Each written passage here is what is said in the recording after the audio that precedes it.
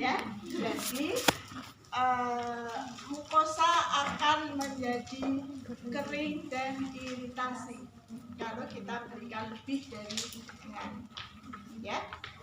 Kalau pasiennya membutuhkan fraksi oksigen lebih banyak dari nasal kanul, maka kita bisa berikan dengan Simple Mas.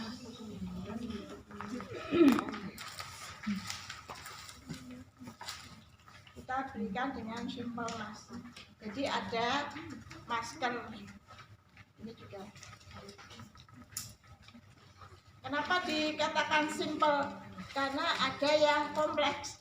Lawannya simple kan kompleks ya. Kalau ini pakai kantong reservoir tadi, ya. Kalau yang ini nggak ada kantongnya, maka dinamakan simple mas. Ya, ini bisa memberikan oksigen dengan fraksi yang lebih tinggi daripada nasal kanul. Kalau nasal kanul bisa 1 sampai 6, itu kira-kira pemberiannya 24 sampai 44% fraksi oksigennya. Jadi kalau kita berikan 1 liter per menit, sama kita memberikan sebanyak 24%. Bu, berarti yang di dalam tabung ini bukan oksigen saja ya? Kok cuma 24%? Bukan. Ini isinya tetap oksigen 100% murni. Kenapa masuknya tiba-tiba cuma 24 kalau pakai nasal kanul? Karena hanya masuk sedikit ya ketika inspirasi ya di atas dadanya. Nah, kita bisa merasakan inspirasi ekspirasi. Ya, jangan lupa 1 pernafasan itu ya inspirasi dan ekspirasi. 1, 2 ya. Kalau pasien mengalami perubahan pola nafas, sebaiknya kalian hitung full 1 menit. Jadi jangan dihitung 1/4 menit dikalikan 4, jangan ya, atau hitung setengah jam, setengah menit kali 2, jangan ya. Kalau pasien menunjukkan ada indikasi gangguan pernafasan, maka kita menghitung full 1 menit. Tapi ingat, menghitungnya ya di IGD, ya jangan pasiennya begini. Tanpa pasien dulu, Bu. Oke, pasiennya sesak, mau bangun. Kalau sesak berbaring itu tambah sesak ya. Mau bangun, Bu, mau kita periksa dulu, jangan bangun dulu. Udah tersengal-sengal lagi mau, jangan bangun dulu, Bu, kita maju dulu ya. Jangan. Setiap kali pasien masuk dengan sesak nafas, maka pertama kali harus kita lakukan adalah posisi. Coba ngomong sendiri, nggak bareng-bareng. Posisi pasien diatur semifolder, minimal semifolder. Boleh high folder, boleh yang serangan asma berat. Semifolder ya akan cukup. Ya, semifolder, high folder, atau bahkan folder, duduk. Buat pasien apa? Emphysema yang susah bernafas. Kenapa susah bernafas? Besok kita bicara di COPD. Jadi dia inspirasinya mudah, lancar, tapi tidak bisa ekspirasi. Bayangkan, kalian enak ya, inspirasi, ekspirasi, inspirasi, ekspirasi. Puji Tuhan, alhamdulillah, itu berkat luar biasa. Pasien emphysema, dia mudah inspirasi tapi susah mengeluarkan udara kembali. Kemana itu udara numpuk nanti akhirnya di alveoli. Itu nanti bentuk dadanya akan seperti tong.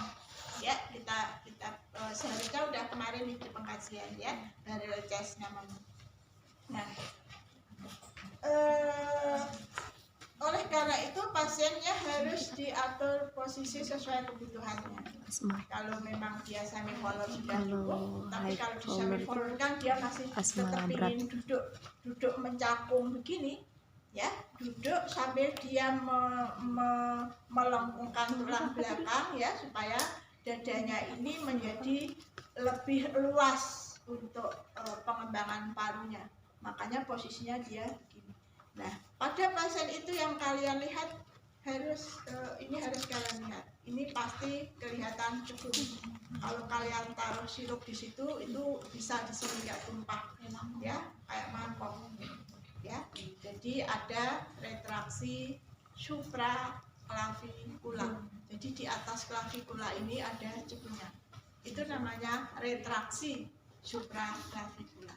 Ada cekungan juga di suprasternal. Berarti di atas sternum ada bulatan dekok juga. Ya, retraksi suprasternal. Sternal kan dari kata sternum. Ya, supraklavikula kanan kiri. Retraksi interkostal. Saat inspirasi justru sela iganya atau interkostalnya akan tersedot atau tertarik ke dalam. Jadi kelihatan cekung-cekung. Ya, itu retraksi inter apa? Ida tadi apa? Interkostal. Itu kadang-kadang lupa gitu. ICS ya, interkostal. Kadang-kadang ingatnya nanti begitu mau pulang baru ingat, oh ya yang tadi ibu udah ini. Lansia begini. Ya, jadi harus diatur posisinya, baru kita berikan. Kalau tidak ada dokter, di telepon-telepon nggak bisa, dan belum ada pemeriksaan analisa gas darah, kalian paling aman menggunakan nasal kanul atau simpang siur. Kalau dia sesak nafas berat, ya, sesak nafas berat sudah tampak sianosis, ya, sudah tampak biru-biru, ada sianosis sirkumoral, sekitar mulut ini sudah pucet, mukosanya biru, disinyalir ini nggak akan bisa memenuhi. Kita harus kejar dengan yang berkantong. Nah, urusan yang berkantong ini, mana yang paling aman dan mana yang tidak boleh kita berikan dengan tanpa pertimbangan hasil pemeriksaan analisa gas darah. Yang paling aman adalah NRM, ya, non-rebreather mask.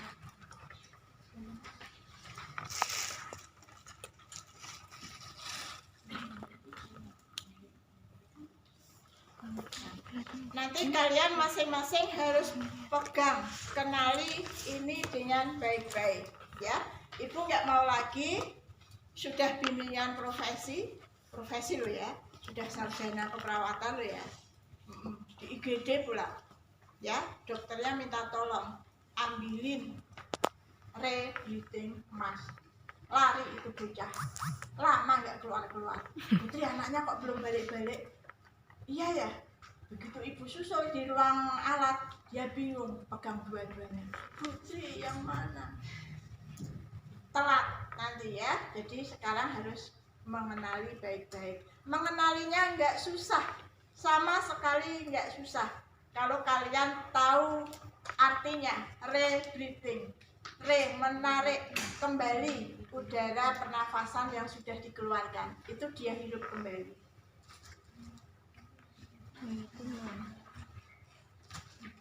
Ya.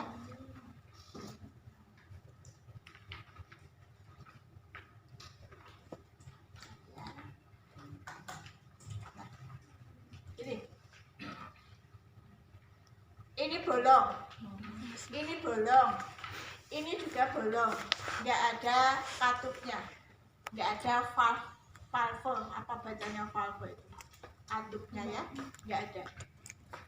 Ini ada kantong. Ketika pasien atau si pemakaian menggunakan ini, begitu dia menghembuskan nafasnya, udara yang kaya dengan CO2 tadi akan tertampung di kantong ini. Pas inspirasi, yang tertampung ini balik lagi dan hidup. Kenapa bisa balik lagi dan hidup? Nggak ada katupnya. Jadi udara ekspirasi leluasa masuk, leluasa pula dihirup kembali. Masih ditambah dengan, jadi udara atmosfer yang juga ada CO2-nya bisa terhirup. Tetapi kenapa dia mengirimkan banyak fraksi oksigen? Jauh lebih banyak daripada simple mask, karena alat ini menggunakan alirannya harus tinggi. 10 sampai 15 liter per menit. Ada literatur yang bilang 10 sampai 12, tetapi lebih banyak yang kita pakai adalah 10 sampai 15 liter per menit. Kalau Kalau di bawah 10 jadi kayak ini lagi nanti fungsinya. Kalau di bawah 10 oksigen murni yang masuk banyak tertimpa oleh udara atmosfer. Karena itu tekanan udaranya, kecepatannya harus minimal 10 liter per menit. Itu ya, ini yang rebreathing. Rebreathing dihirup kembali, artinya tidak ada katup yang menghalangi. Nah, bagaimana dengan yang non-rebreathing? Bentuknya sama, ada kantong reservoir. Tetapi ini ada katup, ini ada katup, ini juga ada katup. Nah, katup ini katup one way istilahnya. Kenapa one way? Waktu pemasangan nanti, ini akan kita isi dengan full oksigen. Oksigen ini waktu inspirasi dia akan masuk ke hidung, tetapi tidak bisa keluar melalui. Waktu ekspirasi, udara ekspirasi tidak bisa masuk ke kantong, tetapi sudah otomatis keluar melalui. Ya, jadi ini non-rebreathing. Udara ekspirasi kita langsung keluar, tidak terhirup lagi. Ini sudah terisi penuh dengan oksigen. Ya, karena itu ini yang diklaim bisa memberikan saturasi atau fraksi oksigen sampai dengan 100%. Tetapi banyak buku yang bilang maksimal 95%. Tapi itu sudah sangat tinggi banget. Buat pasien apa yang menggunakan ini? Buat pasien yang membutuhkan banyak oksigen. Apa tandanya pasien membutuhkan banyak oksigen? Yang tekanan oksigen di dalam darahnya drop. Berapa tadi normalnya? 80 sampai 100 ya. Nah, kalau yang dinamakan hipoksemia berat itu di bawah 40 itu harus ini full kecepatan maksimal. Berarti kurang dari Kalau di bawah normal ya, di bawah 60, di bawah 80 kita bisa berikan ini jangan full, paling dikasih 10 sampai dengan 12 gitu. Tapi tetap nanti ini kolaboratif ya, kalian ikuti aja ya, sambil kalian lihat PO2-nya. Kalau PO2-nya bagus, PO2-nya misalnya 90 mm Hg, ya jangan pakai ini gitu. Ya, mungkin pakai rebreather ya. Nah, rebreather ini juga ada bahayanya. Apa bahayanya? Kita tahu CO2 itu dibutuhkan tubuh untuk menstimulus pernafasan, ya kan? Butuh CO2 loh untuk mencolek sistem pernafasan supaya kita tetap bisa bernafas. Ya, kalau kalian kasih rebreather, CO2-nya terhirup lagi, dan terhirup lagi, maka tekanan CO2-nya akan meningkat. Kalau meningkat justru bisa mengalami hiperkapnia. Hiperkapnia itu tingginya kadar CO2 di dalam darah yang justru bisa menyebabkan depresi pernapasan. Ya, kalian ingat nggak kemarin waktu belajar di pengkajian itu? Ada 3 pengatur pusat nafas. Kok sampai 3, Bu? Nah iya. Kalian kalau tidur bernafas nggak? Bernafas. Otomatis. Itu ada yang ngatur. Siapa? Otak cerebri. Kalian kalau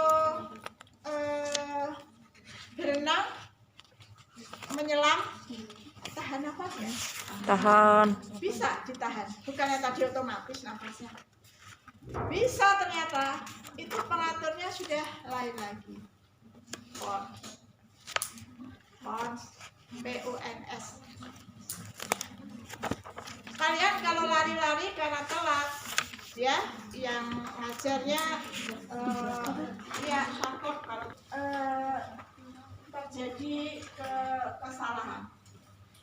pagi Ibu Dolek. Semoga kalian sudah sempat mendapatkan materi keseimbangan asam.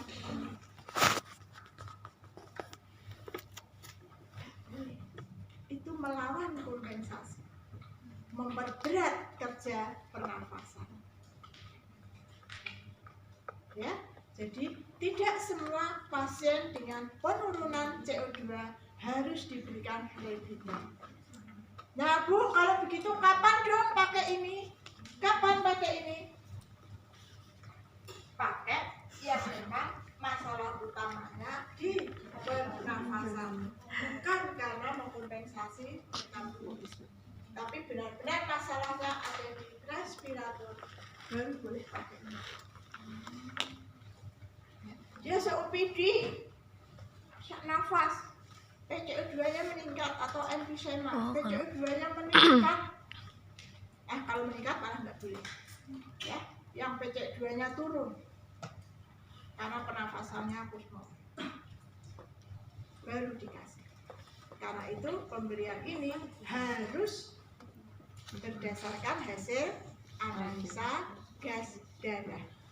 Ini nggak boleh untuk coba-coba karena paling tidak aman. Kalau mau aman, simpel mas. Ini jauh lebih aman non-register daripada register. Kalau tanpa pemeriksaan AGD, ya.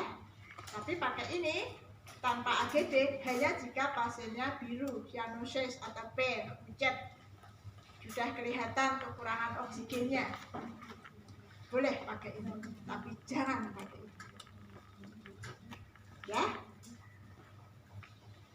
dong ya, udah ya.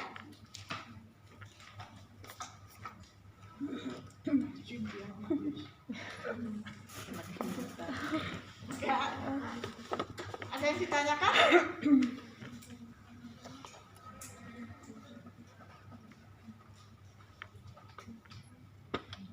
Siapa tadi namanya?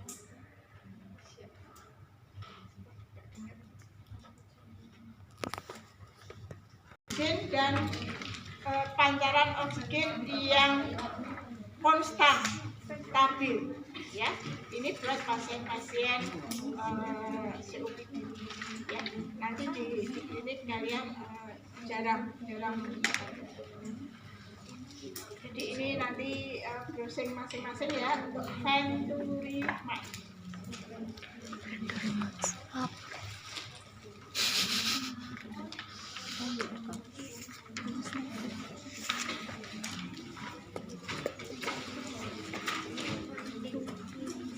Nanti waktu ujian OSCA kan nanti ada lembar ordernya, pemberian oksigen via nasal kanul 4 liter per menit. Itu sudah ada ordernya, kalian tinggal melaksanakan, ya. Nah, melaksanakannya bagaimana? Ordernya dibaca dulu, ya. Oh, oke. Pakai nasal kanul 4 liter per menit sama pasiennya ini. Siapkan alat. Sebelum menyiapkan alat kita berapa langkah? 6. Hafal. Kan tindakannya mendesinfeksi. Gimana cara mendesinfeksinya?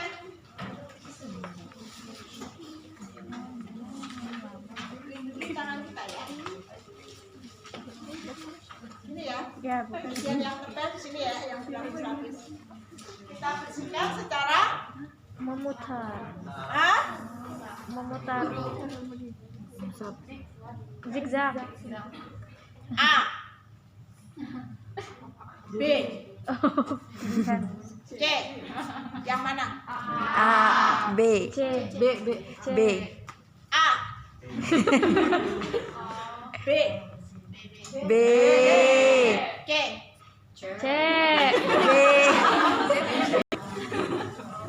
Berfasia Kiki. Seperti nanti kalau kalian nyuntik pun nggak boleh lagi pakai kapas alkohol gitu. Srit, begini nggak boleh. Mana yang mau ditusuk, taruh alkohol swab Mutar. berapa detik, 1, 2, 3, baru muter makin keluar. Pastikan yang sudah nempel di tengah tadi nggak nempel lagi, nggak melewati lagi daerah yang mau kita suntik. Tapi kalau begini kan membawa kotoran yang di sini ke sini. Tapi kalau begini, ini sudah mendesinfeksi yang di bawahnya, makin keluar. Ya, kita kan mau pasang suntik dan kita pastikan ya. Pasang apa dulu nih kita? Mana? Handscoon.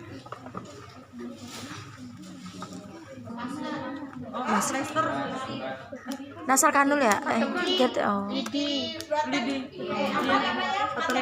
Ketenbat. Tapi ketenbatnya nanti kalau untuk membersihkan upil-upil pasien ini ya, dikasih lembab lah sedikit. Ya jangan sampai netes itu enggak, kasih lembab aja supaya serabut-serabutnya itu enggak bikin bersin. Ya, atau kalau pasiennya bisa ngupil sendiri. Ngupil orang lain itu lebih susah tau, iya nggak sih? Kalau masih susah, tisu jadi kita bersihkan, kemudian sekaligus kita periksa nih pakai pen light, ya apakah ada tonsil di situ, apakah ada sesuatu tulang hidung yang Bengkok. ya, yang bengkok atau yang pos suntik silikon itu ya yang nggak karuan. Nah itu harus kita periksa dulu ya, apakah memungkinkan untuk dipakaikan Kanul. ya. Sudah. Jadi ada apa aja tadi? Susah ya kalau kalian membayang-bayangkan ya. Stetoskop. Nah, ini baru sebelum dibawa ke pasien ke Putri dulu. Putri, ini buru-buru ya, saya harus cek lima benar. Ya siap. Kenapa? Pasien itu Anita, ada Anita nggak? Ada. Enggak kan? Ada. Ada. Pasien Endang itu kata dokter butuh oksigen terapi Bu. Ini Bu Endang, nasal kanul. Oh ya, ini saya bawa nasal kanul ya Putri. Oke, siap. 4 Putri. liter per menit. Saya nanti pasang 4 liter per menit. Nanti Ibu boleh cek ya. Via inhalasi yang pasti kita sudah tahu ya. Jadi tetap kita harus cek 5 benar. Kalau Putri sudah oke, orang ruangan sudah oke, kalau nanti kalian praktek, baru kalian bawa ke pasien ya. Nah, ini ya.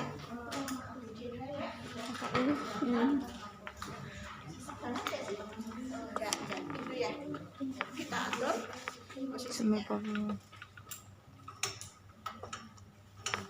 Seberapa semivolar Ibu naikin, kalian yang bilang stop semivolar.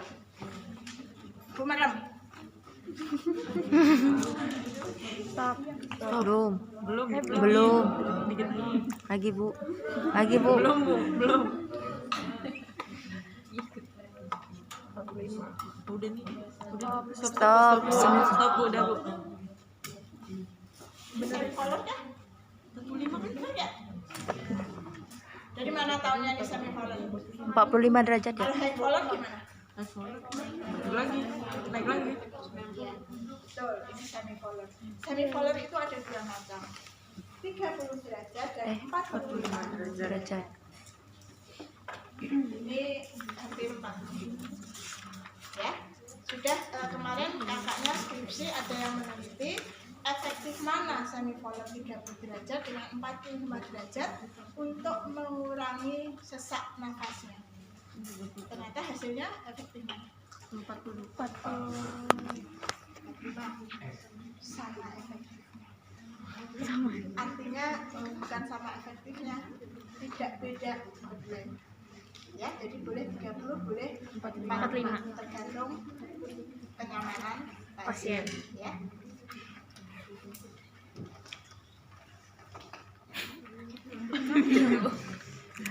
Belum makan. Ya, bagaimana cara pasangnya? Ya, bisa? Yuk. Bisa? Tadi kasih Ibu Sojoy, Ibu punyanya Sojoy.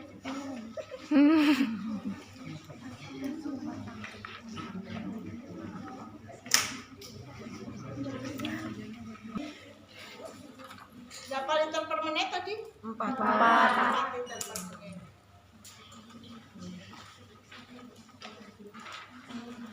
Udah kilometernya sebanyak 4 liter per menit ya. Kita boleh cek ya, sebenarnya kalau manometernya ini menunjukkan ada isinya, ada tekanannya, berarti ada. Tapi nggak apa-apa, boleh cek di punggung tangan, boleh cek di pipi ya, tapi nggak perlu.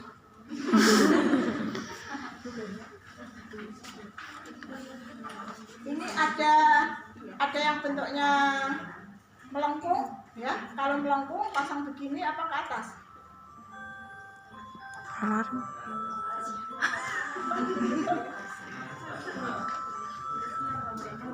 Dipasangnya ke belakang atau ke depan? Ke depan.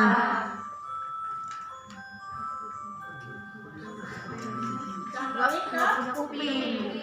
Kuping apa telinga? Telinga. Sama aja sih sebenarnya.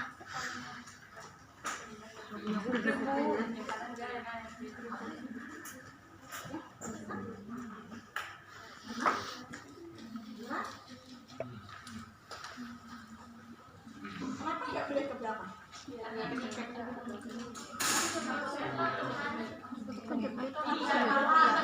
Sumbat ya.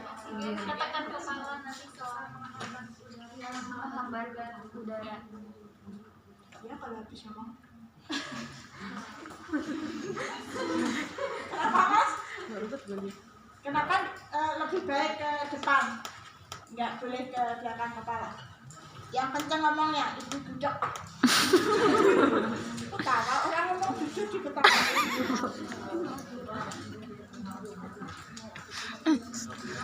Jujur kelewatan.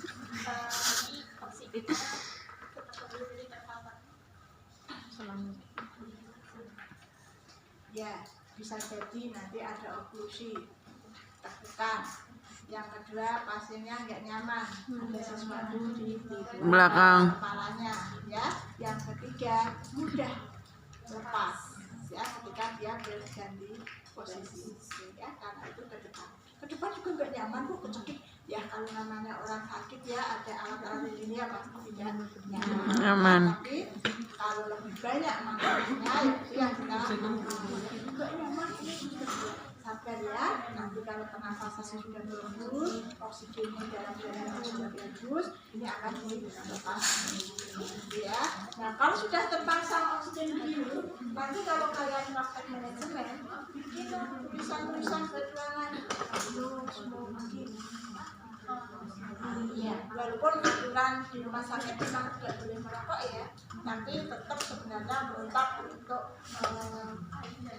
terapi oksigen ini harus ada peringatan keras jangan merokok ya, karena akan menimbulkan kebakaran. Jelas ya untuk nasalkan dulu ya. Jelas. Bagaimana dengan simpelman?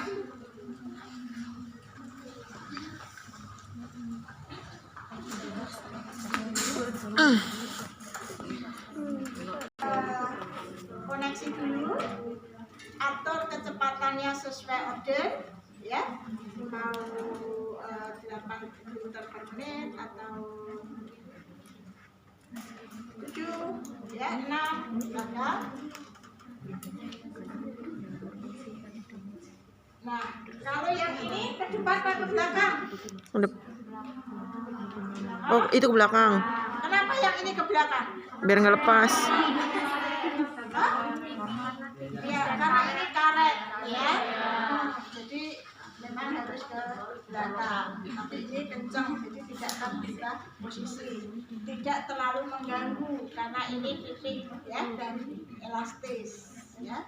Jadi ingat yang ininya pasti di atas. Ya. Jangan begini ya. Jangan ketawa ya. Bisa kejadian kalau kalian ujian ya. Brand terusin.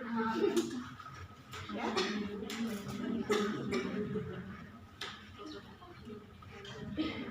Ini jangan lupa tadi dicek juga alirannya ya.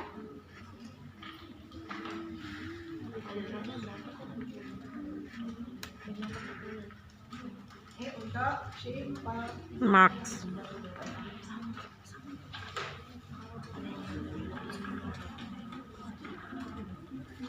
inhibitor ini sama dikoneksikan,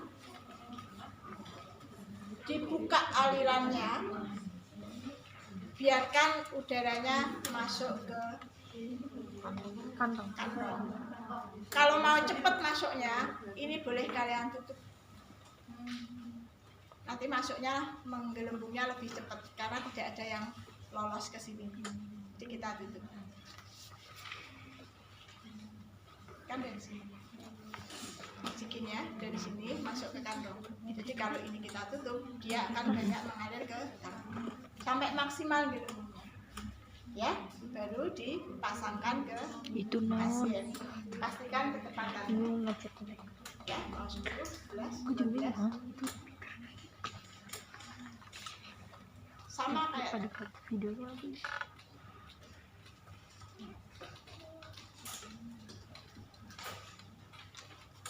ini menggelembung. Oksigen. Bagaimana dengan yang rebreather? Kalau rebreather, kantong reservoirnya tidak perlu kita isi oksigen. Ya, biarkan aja begini supaya nanti menampung banyak udara ekspirasi. Ya, jadi langsung atur kecepatannya, walaupun nanti ini juga akan terisi oksigen, ya, ikut terisi, tetapi masih setidaknya tidak kita isi full dulu, ya, diisi selama terapi saja, tidak perlu kita penuhi terlebih dahulu. Sama ya, makan, udah ya.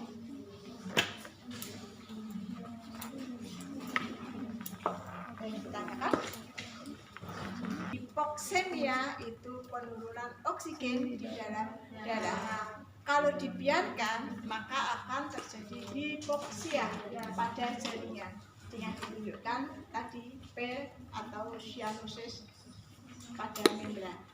Ya. Dan melalui inhalasi ke saluran pernafasan. Ya.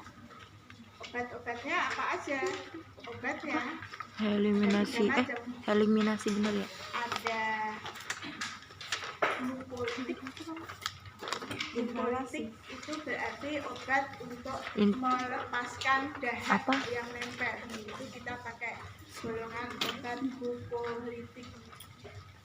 Nah, setelah lepas perlu obat ekspektoran untuk mengeluarkan dahak. Yang ketiga, obat-obat bronkodilator. Dari kata bronkus, bronkodilator, dilatasi. Karena ini yang menyebabkan dilatasi, maka disebut dilator, bronkodilator. Ya, apa saja tadi obatnya?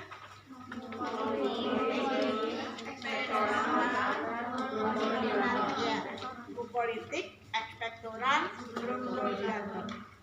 Itu yang boleh kita kolaborasikan.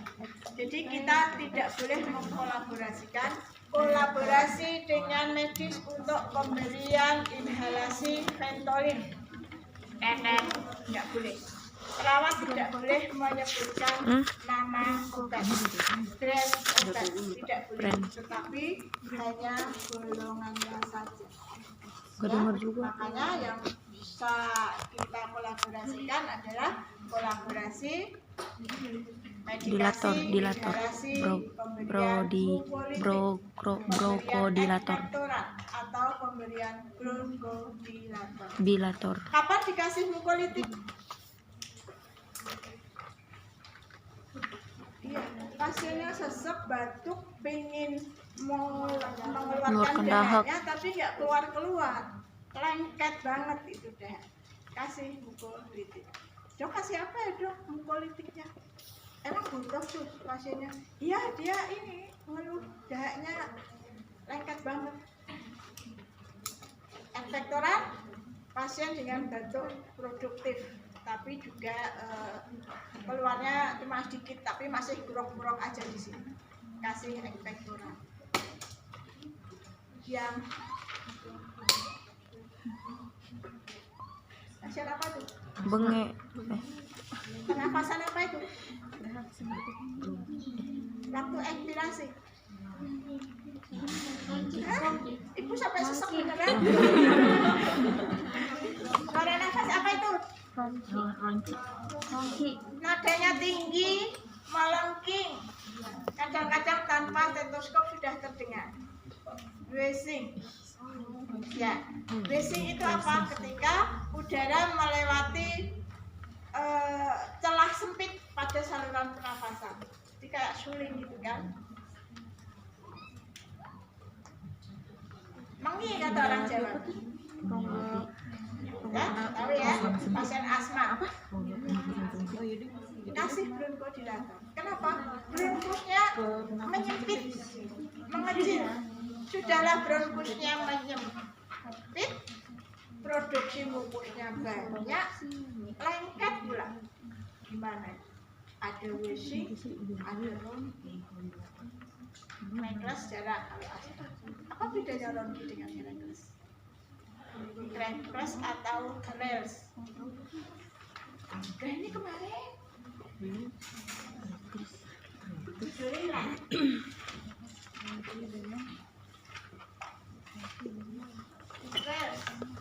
gangguannya ada di alveoli, entah di situ ada eksudat atau ada cairan dem paru, itu Rails atau Rankles.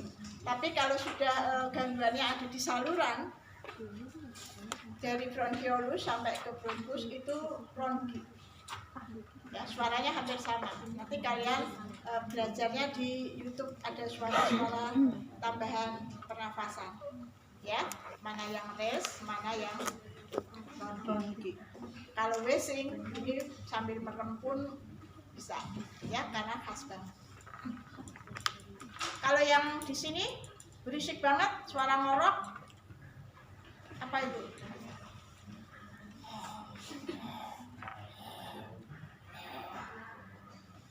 Ada yang ngorok tidurnya. Kalau temannya ngorok, miringi.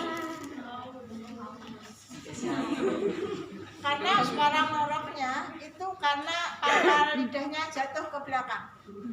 Ya, ini pada orang yang tidur atau pada pasien yang tidak sadar. Jadi pangkal lidahnya jatuh menutup jalan nafasnya sehingga menimbulkan getaran. Terdengarnya sebagai ngorok. Apa namanya? Snoring. Ya. Kalau ada kecelakaan lalu lintas, jatuh, kepalanya terbentur, suara nafasnya, kodenya kayak orang kumur-kumur. Kalau kalian kumur kan kadang main-main tuh. Ya? Nah, kayak itu suaranya. Itu gargling. Gargling. Ya, itu ada cairan. Ada cairan di sini. Di tenggorokan ya? Ya, di trakea. Sehingga udara keluar masuk harus melewati cairan itu seperti orang ngorok. Ya, itu kalau orang kecelakaan bisa Ngorok. darah. Ya. Ya, kembali ke udah ya, 3 macam Tidur obat tadi saat ya. tidur bersuara gitu Nanti kayak di order biasanya ada bisolvon titik 2 Ventolin titik 2 NaCl 0,9%. Itu artinya menggunakan tiga macam cairan itu. Satu bisolvon ini biasanya ekspektoran. Ventolin itu masuk ke bronkodilator. NaCl ini pengencernya saja supaya menjadi lebih banyak, proses inhalasinya menjadi lebih lama dan diharapkan bisa lebih efektif. Kalau memang dokternya tidak pakai pengencer, ya oke, nggak apa-apa, kita ikutin aja. Ya, kalau 3 tadi pasti ada terusannya 1:1:1. Itu artinya kalau bisolfonnya 1 cc, ventolinnya juga 1 cc, NaCl-nya juga 1 cc. Ya, kalau 2:1:1 berarti yang bisolfonnya 2 cc, Ventolinnya 1, NaCl 1. Jadi kalian nanti perhatikan perbandingannya, ya. Cara memberikannya, ya, ini ada 2 macam. Kita bisa pakai alat ini, bisa juga pakai oksigen sentral atau pakai oksigen ini, boleh. Tapi device-nya pasti beda, ya. Bisa pakai oksigen, tetapi kecepatannya harus di atas 10. Karena kecepatan alirannya itu yang akan mengubah obat yang bentuknya cair menjadi uap. Jadi kecepatannya harus tinggi. Nah, alat ini mengubah cairan menjadi uapnya itu melalui kekuatan baling-baling. Bukan baling-baling bambu ya. Ini ada yang mutar kuat banget, ya, sehingga membuat cairan obat menjadi uap yang bisa diinhalasi. Di mana kita masukkan obatnya? Di bawah situ. Hah? Dibuka. Ya. Dimasukkan. Sini kan? Ya. Berapa macam obat masukkan? 3. Ya sesuai order, ya. Jangan nanti ordernya cuma Ventolin NaCl. Dok, obatnya kurang 2 lagi. Emang kenapa deh? Kata dosen saya begitu. Siapa dosennya? Putri, dok. Nah, ya.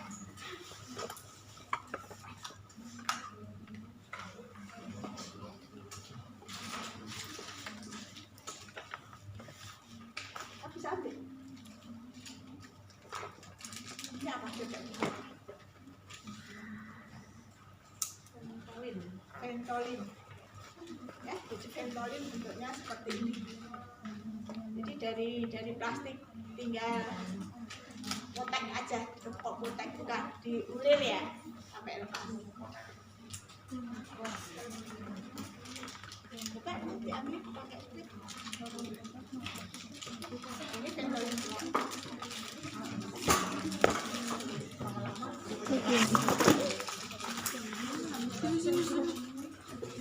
Gak nulis.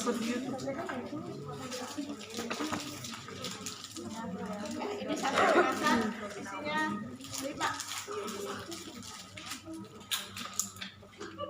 Oh, kok dibuang? Jangan lah. Ventolin nebulan 1 tamol. Jadi kali-kalinya 1 tamol. Nah, ingat jangan sampai salah. Bisolvon untuk inhalasi itu botolnya kecil, ya. Ada juga loh yang sudah praktek profesi nih. Ibu lihat ada bisolvon di meja pasien. Ini sudah dikasih tadi. Sudah Bu, bukan jam 10 jadwalnya. Ya Bu, tapi kita kasih tadi karena lalu sesek. Gimana kok kasih? Dienjerin enggak? Enggak Bu, langsung saya minumkan. Kok itu gede itu sih? Jadi diminumkan. Nah, kan biasanya bisolvon obat batuk. Itu karena tidak terbiasa membaca etiket. Ya, memberikan obat harus baca etiket. Bisolvon inhalasi, bukan bisolvon oral. Ya, jangan sampai yang inhalasi kok kasih oral, jangan juga yang harusnya oral kok pakai inhalasi, ya. Saya atau begini itu enggak apa-apa kalau kalian balik begini, enggak akan tumpah dia. Ini lebih efektif ketika kita mengambil, jadi sampai tuntas, sampai tidak tersisa sedikit, ya.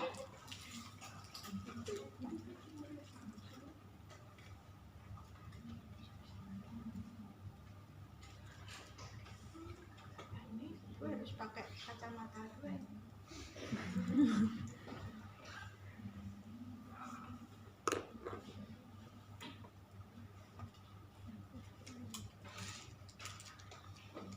Ya, kita ambil, bisa kita masukkan dulu, baru ambil lagi NaCl. Kalau memang butuh NaCl. Kalau hanya Ventolin saja, ya berarti udah Ventolin saja kita masukkan. Perlu dikeluarkan udaranya?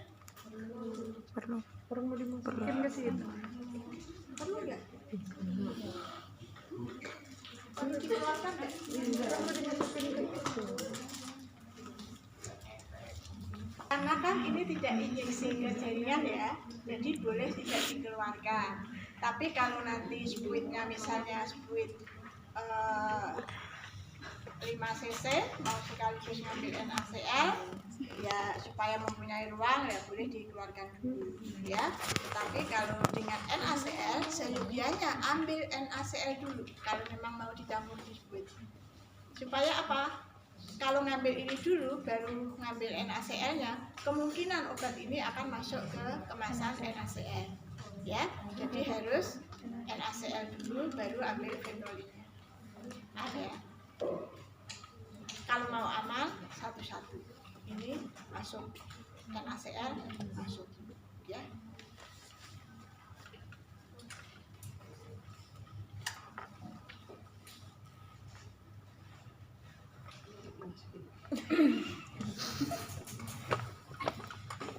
Tekan, tekan.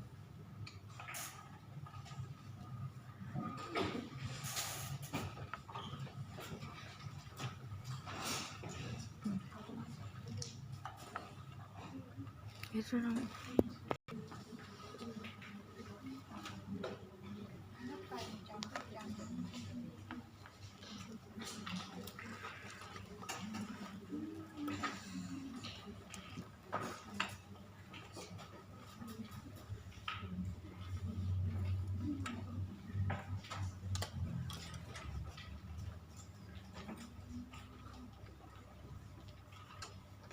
Ya, kita cari apa dulu kalau alat?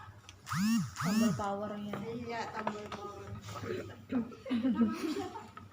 Ya. Oh, bawa bekal makan nggak? Bawa. Bawa. Kalau nggak bawa, bawa. Kenapa kamu bawa?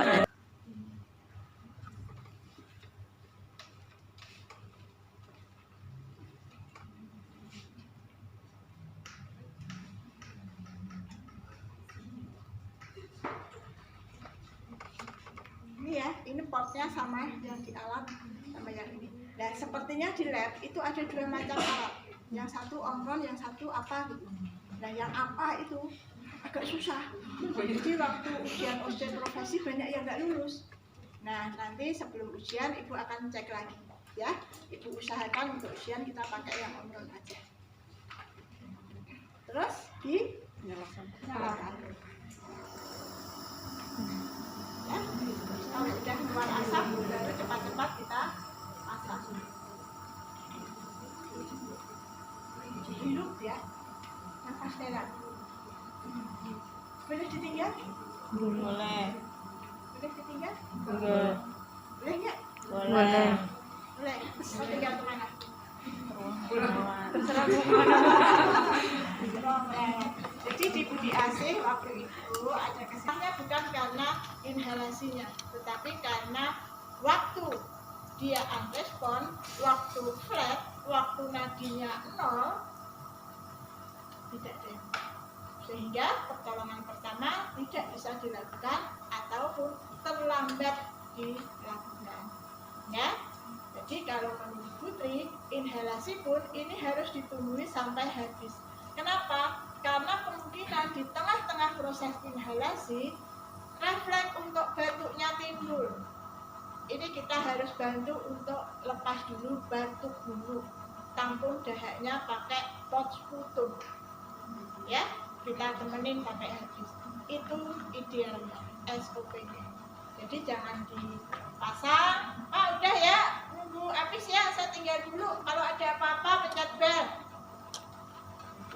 Itu perawat masa kini ya. Jangan ya, jadi harus ditunggu, diobservasi. Itu ya, tidak lama.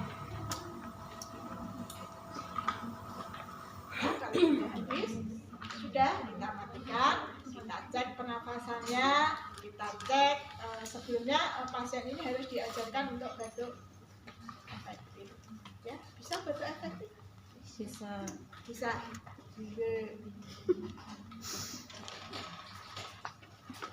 Dia batuk efektif. Pokoknya lah Bu, bisa. Ya. Nanti ada sesi di fisioterapi dada ya, dengan Bu Puji dan Bu Alif dan mereka. Ya. Ada yang ditanyakan? Ini nanti diujikan di OSKA ya. Gampang. Nggak ngetem kalau nggak lulus. Lempar keluar lab kalau sampai nggak lulus. Nggak lewat pintu, lempar lewat jendela.